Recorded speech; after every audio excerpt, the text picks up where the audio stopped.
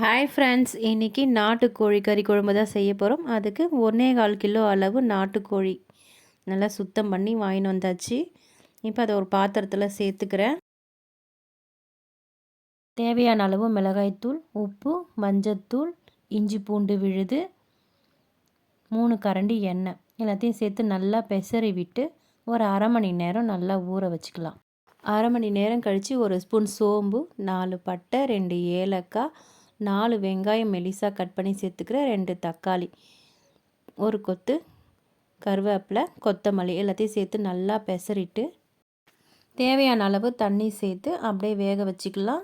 இதுக்கு ஒரு மசாலா அரைச்சிக்கலாம். ஒரு ஸ்பூன் சோம்பு, பட்டை, கல்பாசி, மிளகு, ஜீரகம் எல்லாத்தையும் சேர்த்து நல்லா பொரிஞ்ச உடனே சின்ன வெங்காயம் சேர்த்து வதக்கிக்கலாம். ஒரு தக்காளியும் சேர்த்து அதோட நல்லா வதக்கிட்டு அரைச்சி வச்சுக்கலாம். கறி நல்லா வெந்து வந்துருச்சு. இப்போ நம்ம அரைச்சி வச்ச மசாலாவை சேர்த்து நல்லா கலந்து விட்டுக்கலாம். ஒரு 10 நிமிஷம் நல்லா கொதிக்க விடலாம் குழம்பு. மசாலா சேர்த்து கலந்து விட்ட உடனே நல்லா கமகமான வாசனை வீடே மணக்கும். 2 நிமிஷம் அப்படியே நல்லா கொதிக்கட்டும். ஒரு வானல் வச்சு கொஞ்சமாக எண்ணெய் விட்டு பட்டை, சோம்பு, கல்பாசி எல்லாம் சேர்த்து தாளித்து இதில் சேர்த்துக்கலாம். ஒரு கொத்து கருவேப்பிலை, ஒரு கைப்பிடி அளவு கொத்தமல்லி தூவி கலந்து விட்டுக்கலாம். சுவையான நாட்டுக்கோழி கறி குழம்பு ரெடி.